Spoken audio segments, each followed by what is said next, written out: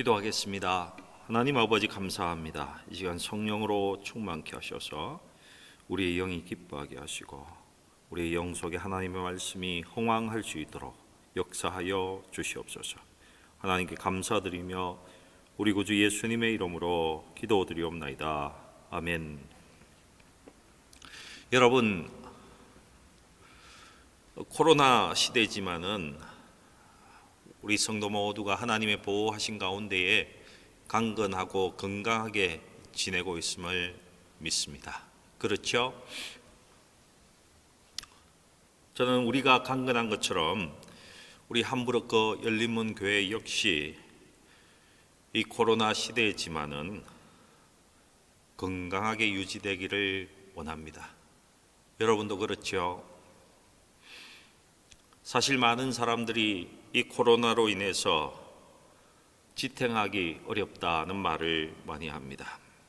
하지만 역으로 이 어려운 시기에 더 교회가 부흥하고 왕성하게 말씀이 퍼져나가는 그런 시절이 되기를 원하시는 분도, 그렇게 갈망하는 분들도 많이 계실 것입니다. 여러분, 교회는요, 사회의 기업이나 사회 조직과는 다른 면이 많습니다. 특별한 하나님의 은총이 머무는 곳이라고 저는 믿습니다. 하나님의 보호가 특별히 임하는 곳이라고 저는 믿고 있습니다. 여러분, 그렇지 않습니까? 그러니 어떤 어려움 속에서도, 어떤 환난 가운데에서도 건강할 수 있고 부흥할 수 있는 것이 저는 당연하다고 믿고 있습니다. 그렇지 않습니까? 예루살렘 교회가 성령의 임하심과 강력한 복음의 전파로 정말 큰 부흥의 불구덩이였습니다. 엄청난 사람의 수가 예수를 믿고 돌아왔습니다. 그 많은 사람들 중에서는 예수의 제자가 된 사람들이 엄청난 숫자가 있었습니다. 그런데 그렇게 성도가 많아지니까, 숫자가 엄청나게 폭발하니까 그 속에 문제도 생기기 시작했습니다. 여러분, 교회 가운데 문제가 생겼다는 것은 무슨 말입니까? 그 문제를 잘못 다루면, 잘못 처리하면 부흥하던 것이 중단될 수 있는 요소가 발생했다는 것 아니겠습니까?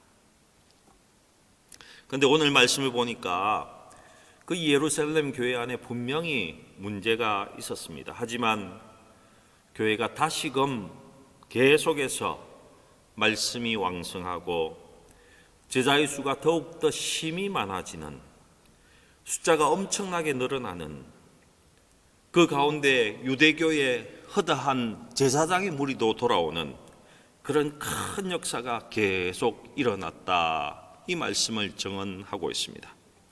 오늘 본문 7절 말씀에 그렇게 적어 있죠. 하나님의 말씀이 점점 왕성하여 예루살렘에 있는 제자의 수가 더 심히 많아지고 허다한 제사장의 무리도 이 도에 복종하니라.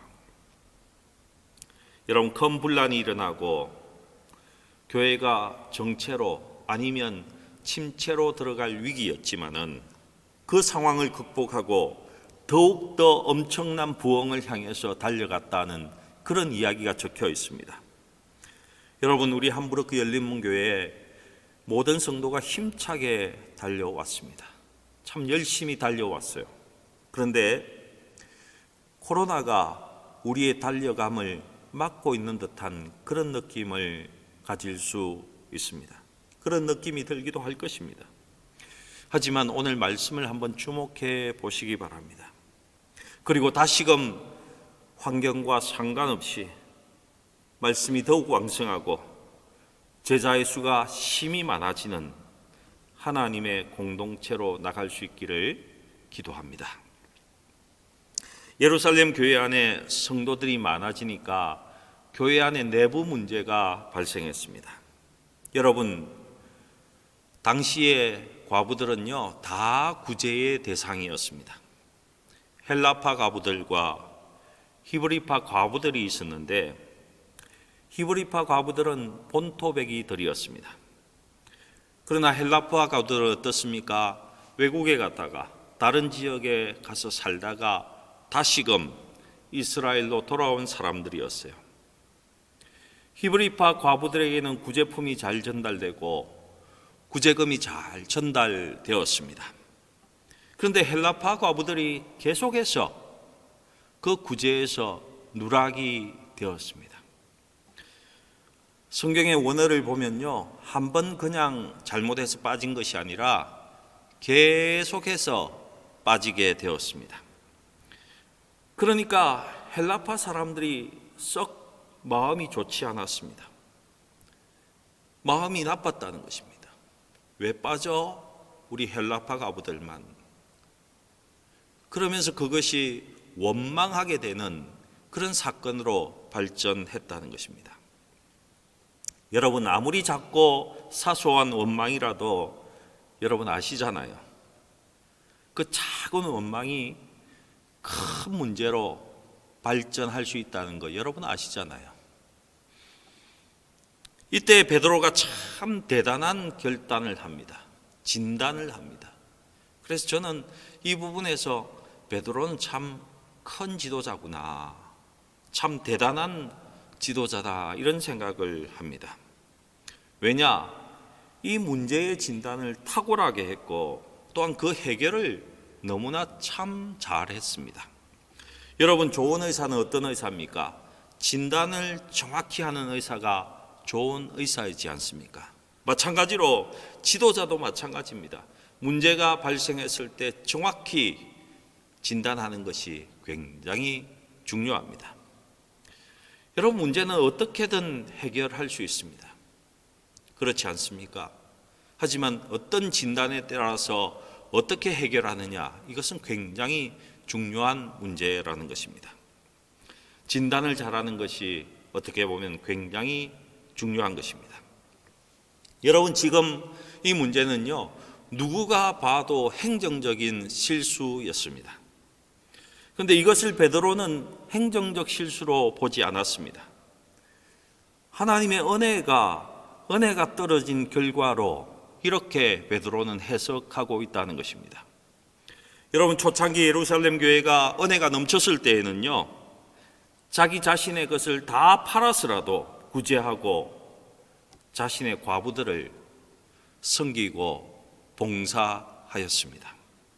그런데 성도들이 많아지니까 사도들은 말씀과 기도에 집중해야 하는데, 그래야 교회에 은혜가 넘치고 끼칠 수 있을 것인데, 사람들이 많아지고 구제 대상이 많아지니까 오히려 기도하고 말씀을 준비하고 연구해서 잘 가르쳐야 하는 그 시간에 그렇게 사용하는 것보다 다른 일, 행정적인 일, 재정적인 일에 더 많은 시간을 사도들이 소비하게 되었다는 것입니다.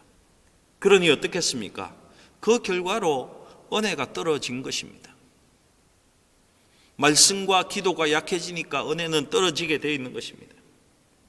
그 은혜가 떨어지니까 사람들 속에서 원망이 일어난 것입니다.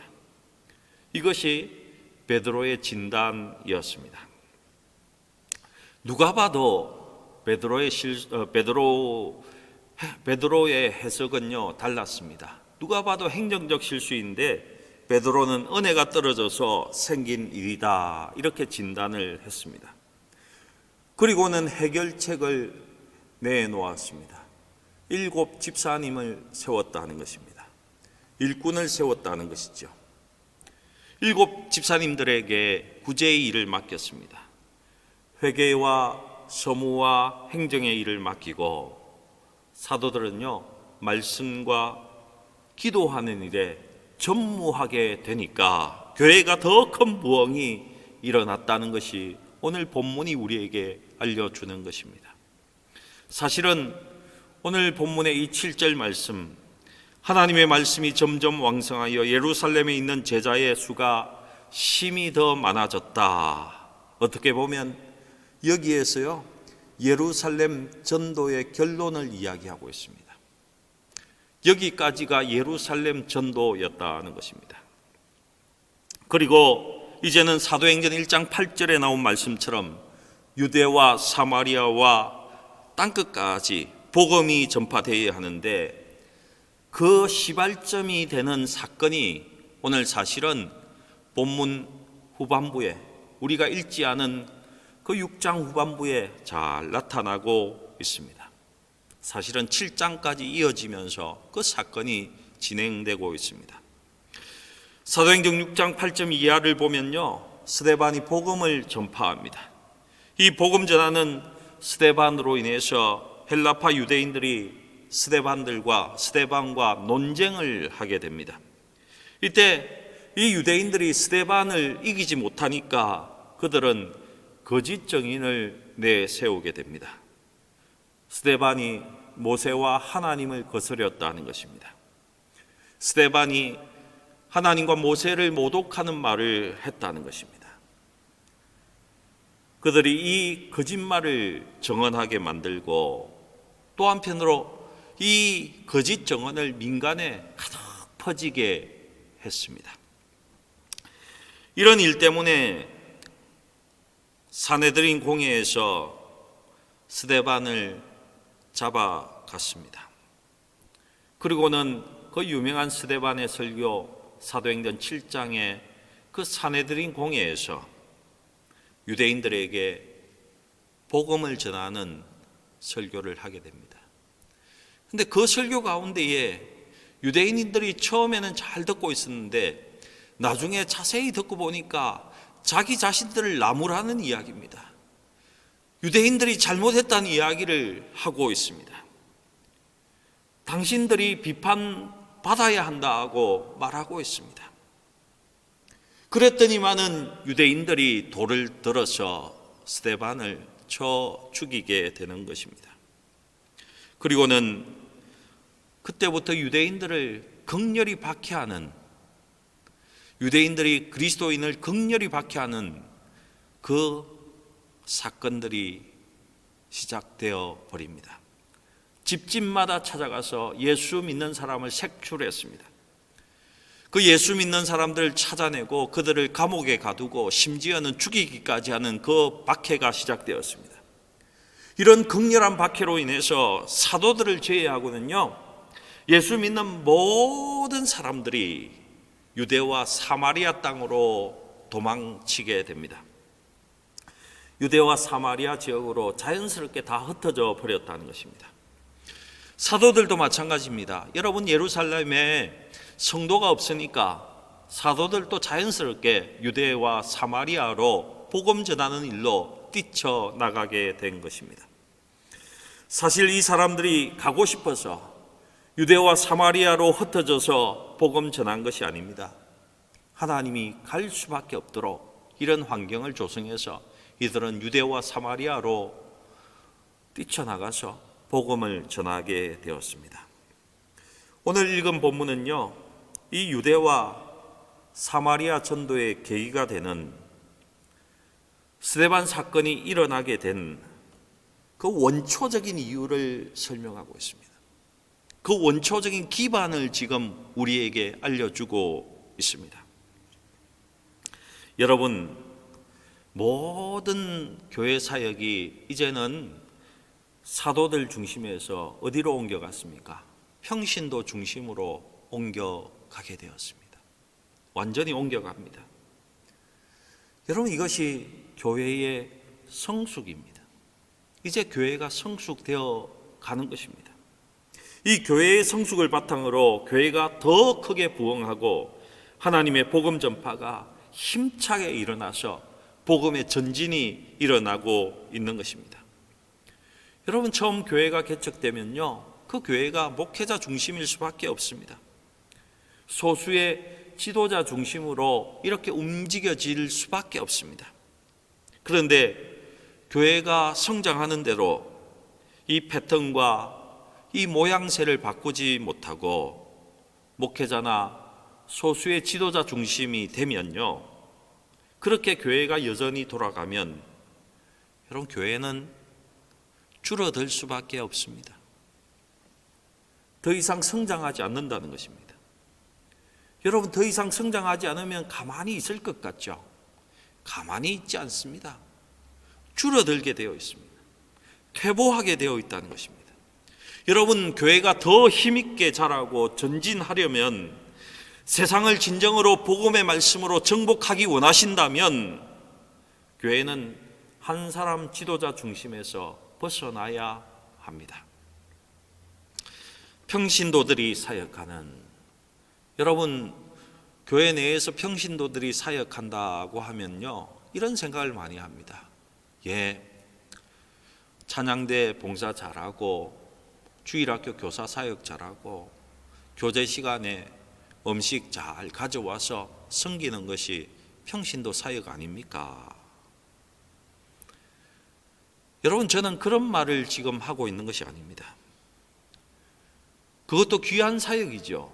하지만 그 교회 안에서의 사역뿐만이 아니라 교회 바깥에 나가서 복음 전하는 사역도 평신도가 영적으로 무장이 되어야, 우리 평신도가 하나님의 말씀으로 완전히 무장되어야, 복음과 성령의 능력으로 온전히 무장되어 있어야 사실은 지역도 변화시킬 수 있고, 어떻게 됩니까?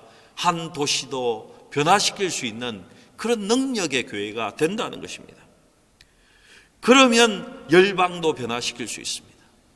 변방에 있는 교회도 열방을 변화시킬 수 있습니다.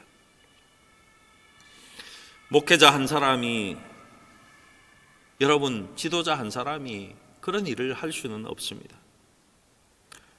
이런 측면에서 보면요, 예루살렘 교회의 문제를 아주 간단히 해결한 것 같지만 굉장한 교회 성숙으로 이끌었습니다. 또 한편으로 그 교회 성숙을 바탕으로 해서 지역을 변화시켰고, 하나님의 복음을 유대와 사마리아와 열방으로 나가게 하는 원동력을 가질 수 있게 하는 교회로 만든 탁월한 문제 해결이었다는 것입니다. 여러분, 지금까지는 사도들만 복음을 전했습니다. 사도들만 기적을 행했습니다. 이제는 이 사도들이 행하던 기적과 말씀 전파가 사도들에게서 평신도들에게로 옮겨갔다는 것입니다. 사도들에게서 집사들에게로 넘어갔다는 것입니다. 오늘 우리 함부르크 열린문교회도 저는 목회자 중심에서 평신도 중심으로 능력과 사역과 말씀이 넘어가는 은혜가 있기를 축원합니다. 그리고 모든 교인이 하나의 직임을 맡아서 모두가 함께 하나님의 교회를, 하나님의 나라를 섬기는 성숙된 교회로, 성숙한 교회로 나아가기를 축복합니다. 자, 그러면 오늘 본문 1절부터 한번 보시겠습니다. 그때에 제자가 더 많아졌는데 헬라파 유대인들이 자기의 과부들이 매일의 구제에 빠짐으로 히브리파 사람을 원망하니. 여러분, 이 앞에 나오는 그때가 언제입니까? 5장에 나오는 일들입니다. 사도들이 감옥에 잡혔습니다. 그들이 사내들인 공회에 끌려갔습니다. 그런데 그때에 유대 백성들에게 가장 존경받는 가말리엘이라는 사람이 이런 이야기를 했습니다. 여러분, 이 사람들이 하는 일이 사람들이 행하고 사람들로 인해서 나오는 일 같으면은 자연스럽게 사라질 것입니다. 하지만 여러분, 한번 생각해 보십시오. 이것이 만약에 하나님으로부터 왔는데 우리가 반대하고 그들을 핍박한다면 우리가 하나님을 대적하는 것입니다. 그러니 이들을 풀어주십시오, 이렇게 이야기했습니다. 그러니까 다시는 이 예수의 도를 전하지 말라고 명령하고 때린 후에 이 사도들을 풀어주는 사건. 하지만은 사도들은요, 계속해서 복음을 전하는 그 사건을 이야기합니다. 그런 사건이 일어났을 때에 그렇게 되니까 그 환난 가운데도 제자의 수가 더 많아지는 그때를 가리키고 있습니다. 여러분, 이런 사건을 보면요, 환난 뒤에 핍박 가운데에 분명 부흥이 온다는 것을 우리는 알 수 있습니다. 코로나의 어려운 시기에도 우리가 하나님의 복음을 전하는 것을 멈추지 않으면, 능력으로 복음 전하고 하나님의 말씀 주신 대로 그 복음을 전하면 어려운 가운데도, 환난의 가운데도 분명히 부흥이 오게 되어 있습니다. 부흥을 멈출 수가 없습니다. 그러니 여러분은 성령의 능력과 하나님 앞에 기도함으로 복음을 계속 전하시기 바랍니다. 그러나 제자의 수가 많아지면서 교회 안에는요, 새로운 문제가 생겼습니다. 그것이 무슨 문제라고요? 헬라파 과부들이 계속해서 구제에 빠지게 되는 것, 그것 때문에 히브리파 사람들을 원망하는 일이 생기게 되었습니다.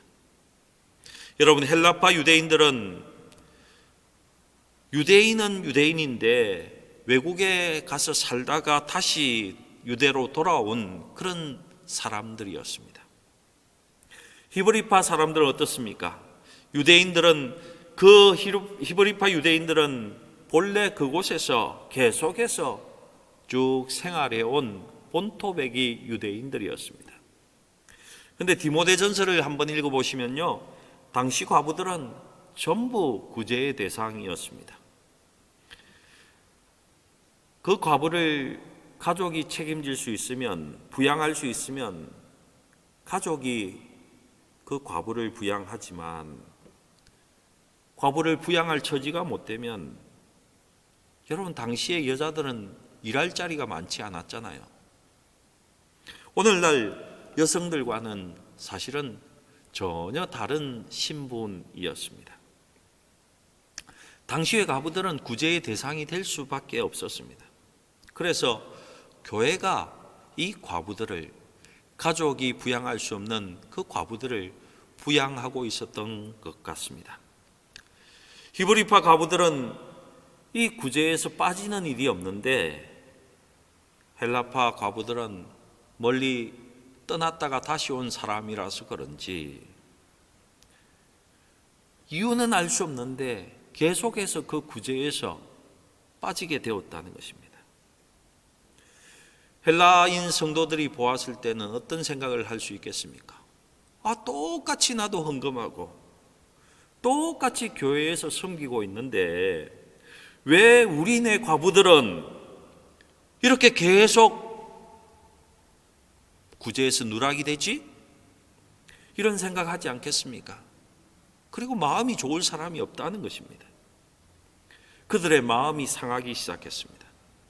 마음이 상하니까 무엇이 되어서 올라왔습니까? 원망으로 터져 나오기 시작했다는 것입니다. 헬라파 유대인들이 히브리파 유대인들을 원망하기 시작했습니다. 여러분, 해외에 있는 우리와 같은 한인교회들도요, 우리 교회 가운데에 뚜렷하게 구별할 수 있는 성도의 부류들이 있습니다. 교회에 오랫동안 섬기는, 이 나라의 뿌리를 받고 사시는 그런 성도들이 있습니다. 그리고 한 부류는 주재원이나 아니면 이쪽 독일 회사나 외국 회사에 적을 두게 되어서 이주하게 되고 새롭게 이곳에서 생활하는 분들이 또 계십니다. 또 한 부류는 어떤 분들이 있습니까? 유학생들이 있습니다. 그렇지 않습니까? 근데 여러분, 이 부류들 사이에서 문제가 생기면 어떤 말로 저에게 들려오는 줄 아십니까? 이런 이야기들을 듣게 됩니다. 우리 목사님은 한쪽 편만 들더라, 이런 말이 들려옵니다. 우리 목사님은 한쪽 편 이야기만 듣고 교회를 운영하시더라, 뭐 이런 이야기를 한다는 것입니다. 뭡니까? 자기들은 소외되었다는 원망을 이런 식으로 표현하게 된다는 것이죠. 여러분, 이 문제가 아무것도 아닌 것 같습니다. 하지만 그냥 가만히 두면 해결될 것 같지만은 그 원망이 계속되면요, 교회가 두 쪽이 나는 그런 사건으로 발전하기도 합니다. 그런 것이 많이 있습니다. 해외 이민교회 속에서. 사실 별일 아닌 것 같은데 교회 내부적으로 심각한 위기가 찾아오게 되는 것입니다. 그때에 베드로가 진단을 아주 잘하지 않았습니까? 베드로의 진단은 탁월했습니다. 여러분, 우리 함부르크 열린문교회의 지도자들도 이런 문제가 생겼을 때에 베드로와 같은 진단을 할 수 있기를, 그런 하나님의 지혜가 함께 있기를 주님의 이름으로 축복합니다. 2절입니다. 12사도가 모든 제자를 불러 이르되 우리가 하나님의 말씀을 제쳐놓고 접대를 일삼는 것이 마땅하지 아니하니. 여러분, 당시 교회 공동체는 가정교회들로 흩어져 있었습니다. 그러니까 지금 아마도 가정교회의 리더십들을 모아놓고 이 사도 베드로가 이야기하고 있는 것 같습니다. 그때 상황을 잘 설명하고는 이렇게 덧붙입니다. 우리가 하나님의 말씀을 제쳐놓고 접대를 일삼는 것이 마땅치 않다, 이렇게 말하고 있습니다. 여러분, 지금 베드로는 이런 문제를 바라보면서 하나님의 은혜가 떨어졌다라고 진단한 것입니다. 누가 봐도 행정적인 실수고 행정적 미스지요. 맡은 사람이 실수한 것이 분명합니다. 그래서 우리 같으면 그 사람을 찾아내고 그 사람을 나무라고 그 사람을 비판하고 해서 그 일을 바로 잡으려고 했을 것입니다. 그냥 구제해서 누군가가 누락된 것을 이제 막으면 되니까 말입니다. 누가 봐도 행정실수이니 우리 같으면 아마 이런 이야기를 하면서 막았을 것 같습니다. 제가 맡은 일이 너무 많았어요. 제가 그래서 밤에 잠을 자지 못했습니다. 그래서 제가 알지도 못하는 사이에 그걸 빼먹어 버렸습니다. 한번 빼먹었는데 제가 계속해서 그것이 누락되어 있는지도 모르고 계속 그렇게 진행하다 보니까 이런 일이 발생했습니다. 앞으로는 절대 이런 일 없도록 주의하겠습니다. 여러분, 이렇게 해결을 하지 않았겠습니까? 분명 저 같아서도 그렇게 해결을 하려고 했을 것 같습니다. 그런데 베드로는 이 일을 그냥 그런 문제로 보지 않았다는 것입니다. 이것을 교회 가운데에서 하나님의 은혜가 떨어진 그런 결과로 보았다는 것입니다. 성도들이 얼마 되지 않았을 때는요, 베드로는 말씀에 집중하고 기도에 집중하고 말씀 연구에 집중하니까 은혜로운 말씀이 계속 흘러나오게 되고, 기도에 집중하니까 성령이 그를 사로잡고 말씀을 연구할 때에 하나님께서 그에게 말씀에 대한 것을 알려주시고 더 깊이 가르쳐 주시고, 그러니 어땠습니까? 하나님의 말씀이 왕성했다는 것입니다. 풍성했다는 것입니다. 하나님의 말씀이 풍성하니까 교회에는요, 은혜가 흘러 넘쳤지요. 그렇지 않습니까? 여러분, 교회는요 참 다른 곳입니다. 여러분, 그것을 아셔야 돼요. 영적인 존재들이 모여 있는 교회이다 보니까요, 은혜가 넘치면 웬만한 문제는 그냥 은혜로 듣고 넘어가게 됩니다. 그런데 은혜가 떨어지면요, 10가지를 잘 하다가도 한 가지 마음에 들지 않게 일을 하면, 한 가지 실수가 생기면요, 말이 얼마나 많은 곳이 교회인지 모릅니다. 베드로는 이 문제를 행정 실수로 보지 않았습니다. 하나님의 은혜가 떨어져서 생긴 일이다라고 보았습니다. 왜요? 베드로는 알고 있거든요. 베드로는 보아서 알고 있거든요. 한참 교회가 성령이 충만하고 자기가 기도하고 말씀에 전무했을 때는요, 교회가 은혜가 되었고, 그래서 은혜가 되었을 때에 베드로는 분명히 본 것이 있습니다. 자기 소유를 다 팔아서 다른 사람에게 나누어 주는 그런 모습을 보았습니다. 그러면서도 내 것이라고 전혀 그러지 않고 다른 사람에게 필요에 따라서 나누어 주는 그런 모습을 보았거든요. 심지어는 더 큰 은혜가 되었을 때는 어떻게 했습니까? 자기의 소유를 팔아서 땅이나 집문서를 가지고 와서 다 팔고는 그것을 다 교회 앞에 내어놓고 나누어 쓰는 그런 것을 베드로는 보았고 알고 있거든요. 분명 그런 일들을 보았는데 지금은 왜 원망하고 있습니까? 왜 원망합니까? 옛날 은혜가 있을 때 같았으면요, 분명히 헬라파 교인들이 자기 돈을 털어서 자기 헬라파 과부들을 섬기고 구제했을 것이 분명합니다. 그런데 지금은 도와주지 않고 계속 상대를 원망하는 것을 보고 베드로는 은혜가 떨어졌구나, 이렇게 진단했다는 것입니다. 여러분, 교회 속에 염소가 있고 가라지가 자리 잡을 수 있습니다. 염소가 가라지가 교회를 어지럽히는 것이 아니라면 여러분, 이것은 분명히 은혜가 떨어져서 생긴 일이다, 이렇게 진단한 것입니다. 진단을 잘한 것이죠.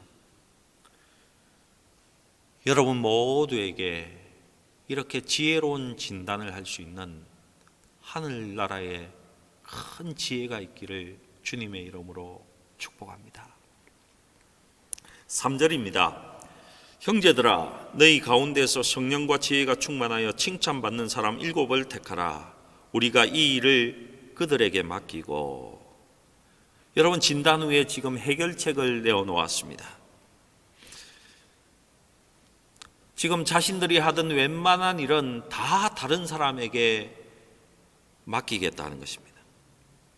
여러분, 일꾼을 세우는 것 분명히 아주 중요한 것입니다. 여러분, 사람에게 무언가를 맡길 때 아무나에게나 이렇게 맡길 수는 없지 않습니까? 그렇지 않습니까? 일꾼에는 조건이 있습니다. 성경이 말하는 조건은요, 내 마음에 맞고 나하고 친한 사람에게 맡기는 것이 아닙니다. 성경을 한번 보십시오. 성령과 지혜가 충만하여 칭찬받는 사람입니다. 성령과 지혜가 충만해서 칭찬받는 사람. 여러분, 성령이 충만하면 누구의 지배를 받습니까? 성령의 지배를 받습니다. 성령은요, 우리의 영에 좌소하십니다. 영에 들어와 계십니다. 그 성령이 충만하면요, 우리의 영에 충만하면 흘러넘쳐서 우리의 정신세계와 혼 속으로 흘러넘치게 되어 있습니다. 그리고 우리의 육에도 이 성령의 흘러넘침이 나타나게 되어 있습니다. 이렇게 흘러넘치면은 성령의 열매를 맺기 시작합니다. 여러분, 성령의 9가지 열매 아시죠? 성령의 9가지 열매는 그렇게 해서 맺히게 되어 있는 것입니다. 갈라디아서 5장 22절과 23절 사이에 나타나는 사랑, 희락, 화평, 오래 참음, 자비, 양선, 충성, 온유, 절제가 이때 나타나게 되어 있습니다. 여러분, 우리의 죄된 본성 속에서 나오는 것은 어떤 것이라고 갈라디아에서 말하고 있습니까? 음행과 더러운 것과 호색과 우상숭배와 주술과 원수 맺는 것과 분쟁과 시기와 분냉과 당 짓는 것, 분열함, 이단과 투기와 술 취함, 방탕함은 우리의 본성에서 나오는 것입니다.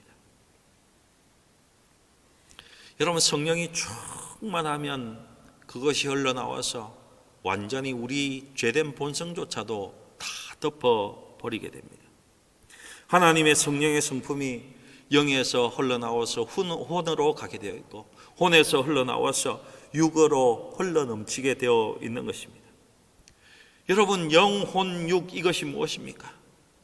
우리 사람의 완전한 모습이고, 또 그 사람의 완전한 모습이 살아가는 것이 우리의 삶이지 않습니까?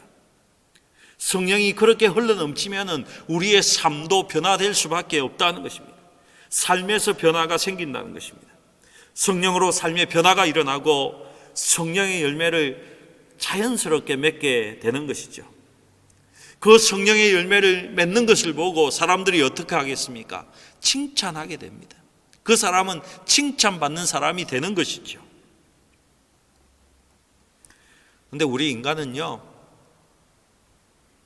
그런 것을 다 볼 수 없으니까 일꾼을 세울 때에 영적인 것보다는 세상의 지위나 그 사람의 재산의 정도나 그 사람의 도덕적인 삶을 보는 그런 약점이 우리에게 있습니다.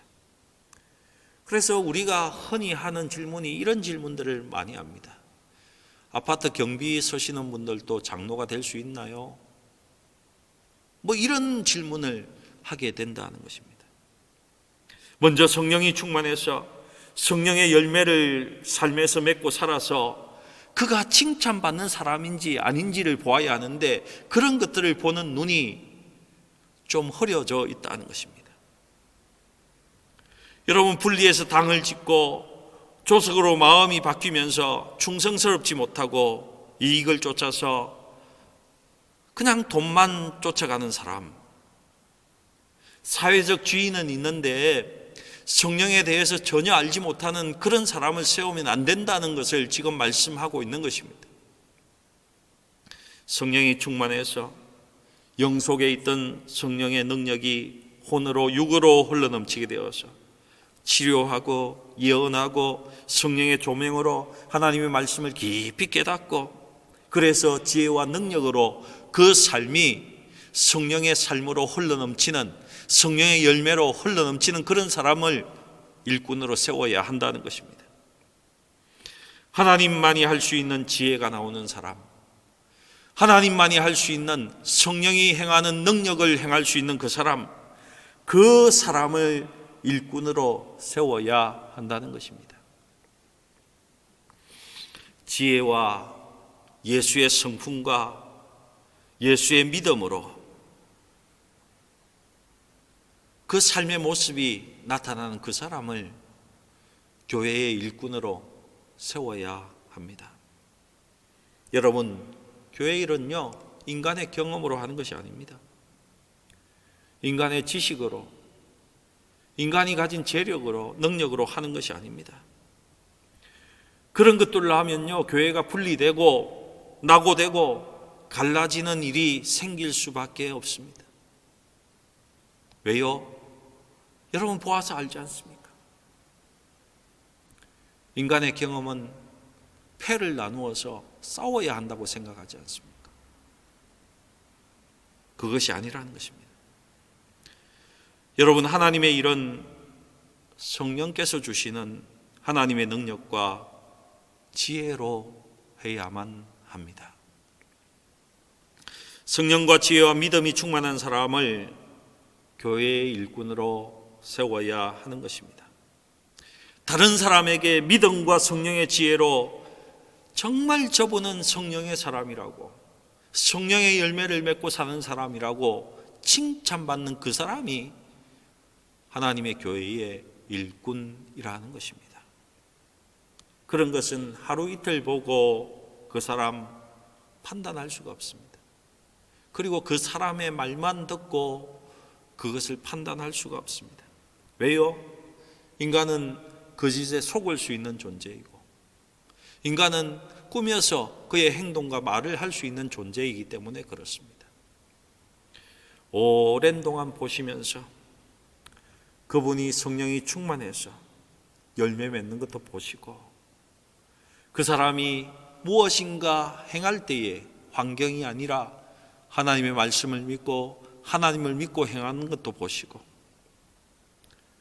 그 행하는 모든 것이 사람을 대하는 그 모든 것이 하늘에 하나님의 지혜가 있음도 보시고 이런 모든 것을 종합해 볼 때에 저분은 성령이 주시는 열매를 맺고 사시는 분이구나 이렇게 칭찬을 받으면 그분을 일꾼으로 세우게 되는 것입니다. 그런데 교회 속에는요 교회를 이용하는 사람도 있습니다. 교회에 흐르는 은혜만 쏙 빼먹는 사람들도 있다는 것입니다.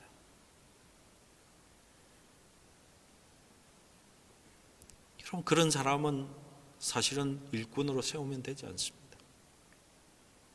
진실로 하나님의 능력을 나타내고 성령의 은사로 그의 삶을 활동하고 그런 관계로 사랑과 희락과 화평과 오래 참음과 자비와 양성과 충성과 온유와 절제의 그 성령의 열매가 삶 속에 흘러넘치는 그 사람을 보아야 하는 것입니다.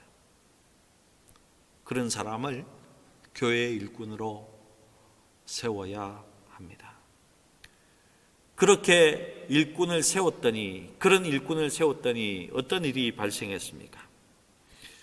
하나님의 말씀이 점점 왕성하여 예루살렘에 있는 제자의 수가 더 심히 많아지고 허다한 제사장의 무리도 이 도에 복종하더라. 이런 일이 생겼다는 것입니다. 어렵고 힘든 상황이었는데도, 환난 가운데였는데, 핍박 가운데였는데도 그런 일이 생겼다는 것입니다. 여러분, 제사장이 개종하기가 얼마나 힘들겠습니까? 유대교의 제사장들은요, 그들이 제사함으로 해서 그 제물 가져오는 것을 가지고 그것을 가지고 생활하는 사람들이었습니다. 그들이 성전에서 제사하는 것을 멈추어 버리면요, 그들의 삶이 곰핍하게 된다는 것입니다. 생활비가 없어지게 된다는 것입니다. 그런데 오늘 어떻습니까? 허다한 제사장의 무리도 예수의 도를 믿고 쫓아오게 되었다는 것입니다. 그것이 어떻게 일어납니까? 그들이 성령으로 행하는 예루살렘의 교회의 모습을 보고 그 일꾼들의 모습을 보고 그들도 예수의 제자가 되었다는 것입니다. 여러분, 환난 가운데도 성령의 능력과 성령의 지혜와 하나님의 인도 속에 살면 믿지 않을 것 같은 사람도 돌아오게 되어 있습니다. 누구의 모습을 보고요? 우리 교회의 모습을 보고 돌아오게 되어 있습니다.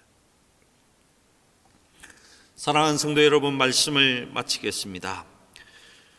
우리 함부르크 열린문 교회도 이와 같은 능력이 있는 교회가 되기를 기도합니다. 그리고 이 평신도 중심의 교회가 되어서 사도행전 7장부터 유대 사마리아까지 복음 전하는 엄청난 파워가 형성이 되는데, 우리 교회도 그런 파워가 형성되어서 이 함부르크와 이 독일 전체를 변화시킬 수 있는 그런 교회가 되기를 주님의 이름으로 축복합니다. 여러분, 왜 평신도 중심이 되어야 되겠습니까? 결국에는 우리 평신도들이 세상과 접촉점을 가지고 그곳에서 복음을 전하게 된다는 것입니다. 목회자는요, 어떻게 보면 이 세상에 접할 기회가 참 적습니다. 하지만 성도들이 나가서 주의 복음을 가지고 성령의 능력을 보이고 성령의 그 음성을 듣고 나가서 복음 전할 때에 이 세상이 변화될 수 있다는 것입니다. 그러니 교회는요, 목회자 중심에서 평신도 중심으로 이렇게 분명히 성숙되어 나가야 하는 것입니다. 7 집사와 흩어진 성도들이 성령의 능력으로 병을 고치고 그들이 예언을 하고 세상 사람들에게 지혜의 말씀을 들려주고 하나님의 지식의 말씀으로 그들이 성령의 일하심을 보여줄 때에 유대와 사마리아까지, 아니 땅끝까지 복음이 전파되게 되는 것입니다. 사랑하는 성도 여러분, 우리의 눈이 열리기를 바랍니다. 우리의 눈이 하나님께로 향하기를 바랍니다. 하나님이 원하시는 것을 볼 수 있기를 축복합니다.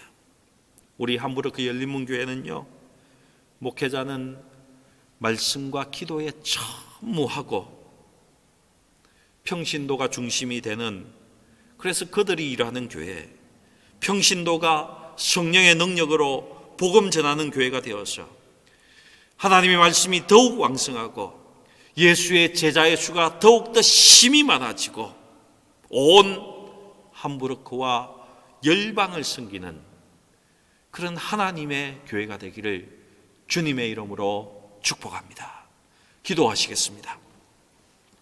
전능하신 하나님 감사합니다. 하나님의 교회를 세워주셔서 감사합니다. 이 코로나 기간 동안에 우리가 주저앉을 수밖에 없고 아무것도 하지 못할 그런 느낌 속에 살아갈 수 있습니다. 하지만 우리 속에 성령께서 역사하시고 하나님께서 주신 것들을 보게 하시고 더욱더 더 나아가서 하나님의 일을 행할 수 있는 우리 온 성도와 교회가 될 수 있도록 축복하여 주시옵소서. 하나님께 감사드리며 우리 구주 예수님의 이름으로 기도드리옵나이다. 아멘.